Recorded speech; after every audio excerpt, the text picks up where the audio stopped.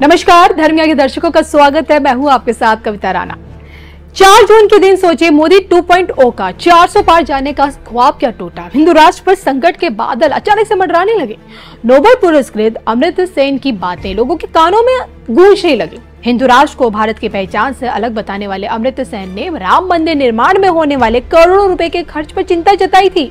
खुलकर ये बात कही थी कि इतना पैसा खर्च करके राम मंदिर का निर्माण हुआ। भारत को हिंदू राष्ट्र के रूप में चिन्हित करना जो महात्मा गांधी, रविंद्रनाथ टैगोर और नेताजी सुभाष चंद्र बोस के देश में नहीं होना चाहिए था।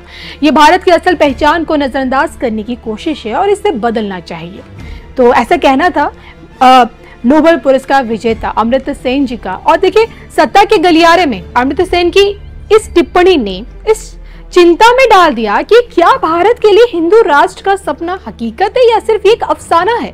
और जब भारतीयों के दिमाग में सोचे हिंदू राष्ट्र को लेकर प्रश्न चिन्ह घूमने लगे, उठने लगे, तो उन्हें विश्व हिंदू परिषद की बातें भी याद आने लगी, जिसमें हिंदू राष्ट्र को बड़ी खूबसूरती से परिभाषित किया गया था।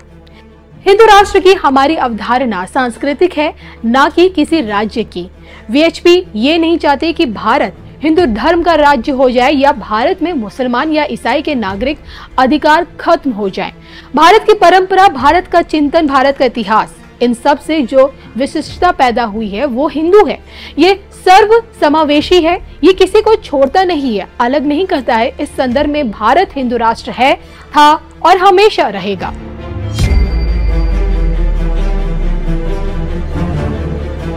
अब जो सोचे मोदी 3.0 की सरकार को बने लगभग 1 साल पूरा हो चुका है, तो ऐसे में संत समाज द्वारा हिंदू राष्ट्र नाम की चिंगारी फिर से भड़काई जा रही है। जी हाँ, जो लोग हिंदू राष्ट्र के उगते सूरज के दर्शनों के इच्छुक हैं, उन्हें योगी का यूपी नजर आने लगा है। संत समाज से आने वाली साध्वी प्राची उत्तर प्रदेश को उत्तम प्रदेश बताती हैं, और ऐसे में क्या इसी उत्तम प्रदेश के रास्ते हिंदू राष्ट्र का सपना सच होने वाला है? सुनिए इस पर उनके व्यक्तिगत विचार क्या कहते हैं साध्वी प्राची जी के। उत्तर प्रदेश के मुख्यमंत्री योगी आदित्यनाथ के बारे में आपका क्या ख्याल है? और उनको लेकर अक्सर ये चर्चा होती है कि मोदी के बाद योगी और उत्तर प्रदेश के बाद हमको देश की भी कमान संभालनी चाहिए। तो इस बहस पर आपकी क्या राय है? एक दिन मैंने देखा, बहुत अच्छा काम योगी जी कर रहे, सच्चे राष्ट्रभक्त है, सच्चे देशभक्त है, भारत माता के सच्चे सपूत है। लेकिन मोदी जी के बाद प्रधानमंत्री योगी जी बने, इस पर मैं नो कमेंट, क्योंकि राजनाथ जी ने बहुत अच्छी बात कही। अभी 20 साल तक मोदी जी रहेंगे अपने पद पर। 2029 का चुनाव मोदी जी लड़ेंगे, फिर प्रधानमंत्री बनेंगे। इसीलिए नो कमेंट।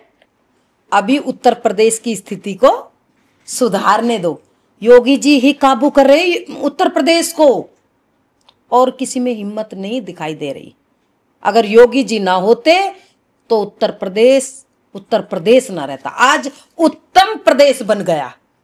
लेकिन योगी जी पर यह भी विपक्ष आरोप लगाता है कि बेलगाम शासन कर रहे हैं, मतलब हिटलरशाही है। आप पुलिस को फ्री छूट दे देते हैं, पुलिस एनकाउंटर पुलिस बनकर रह गई है, जहां जो दिखे छाती पर गोली, पैर पे गोली, ऑपरेशन लंगड़ा और इस तरह से चीजें चलाई जाती। विपक्ष ये क्वेश्चन उठा रहा है, उनके दामाद लगते अपराधी?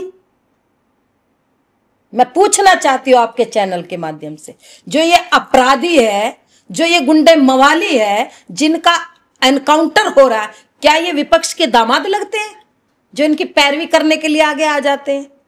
क्या इनको एहसास नहीं है कि कितनी शांति उत्तर प्रदेश में है?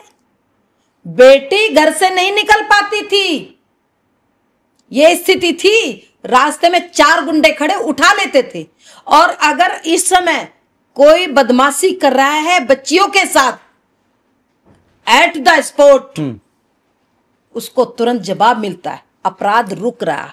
अपराध मुक्त उत्तर प्रदेश विपक्ष को पच नहीं रहा, सच्ची बात तो ये। इसीलिए विपक्ष बौखलाया हुआ। आपकी योगी जी से बातचीत होती है? हाँ जी, बिल्कुल होती है। तो उत्तराखंड मंचों पर भी मिलते हैं जी। उत्तर प्रदेश को लेकर के आप अपना क्या सुझाव उनको देती हैं, और उनसे जब मिलती हैं तो क्या बात होती है? उनसे बस मंचों पर मिलते हैं, क्योंकि वो इतने व्यस्त है, और मेरे भी कार्यक्रम ये अदा कदा लगे रहते हैं जी। तो उत्तर प्रदेश को लेकर के यही बातें होती है कि अच्छा प्रदेश, शांत प्रिय प्रदेश, होना चाहिए। उत्तर प्रदेश उत्तम प्रदेश कह रहे हैं, लेकिन आपके चैनल के माध्यम से एक बात कहती चलूं कि उत्तम प्रदेश तो बन रहा, लेकिन अब सर्वोत्तम प्रदेश बनाइए उत्तर प्रदेश को। और मोदी जी से एक बात जो आप कहना चाहती हैं इस मंच के जरिए, कि कोई एक बात जो आप मांग के तौर पर रखना चाहती हैं। मोदी जी से एक निवेदन करना चाहती हूं कि देश को हिंदू राष्ट्र जल्दी से जल्दी घोषणा करने की तैयारी करे। जनसंख्या कानून लेकर के आए। ये राष्ट्र हित में है, केवल हिंदुओं के लिए नहीं कह रही हूं, ये राष्ट्र हित में है। क्योंकि 30-40 बच्चे पैदा करेंगे, उनके यहां तो अल्लाह की देन है। रोजगार मोदी जी देंगे, टैक्स हिंदू भरेगा। ये क्या मतलब है भाई? ये तो कोई मतलब नहीं हुआ ना। आपकी जेब का माल मैं उसको दूं, वो खर्च करे, तुम जो कमा, तुम्हारा क्या मतलब है फिर? इसीलिए 2 बच्चों का कानून जल्दी से जल्दी लाए। हिंदू, मुस्लिम, सिख, ईसाई, हिंदुओं की संख्या कम होती जा रही, विकास कर रहे हैं। हिंदू नहीं बचेगा तो मोदी जी किसका विकास करोगे? इसलिए मेरा हाथ जोड़ करके निवेदन है, मोदी जी ही कर सकते हैं ये काम, मुझे विश्वास है। मेरे अंतरात्मा यही कह रही।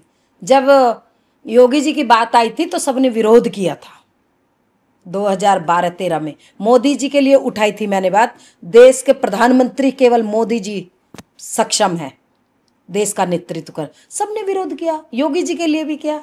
और आज भी मैं कह रही हूं, कोई विरोध करे या कुछ भी करे, मोदी जी कर सकते हैं। हिंदुस्तान को विश्व गुरु बना सकते हैं। हिंदुस्तान को अखंड भारत बना करके मां भारती पर मोदी जी ही हिंदू राष्ट्र घोषित कर सकते हैं।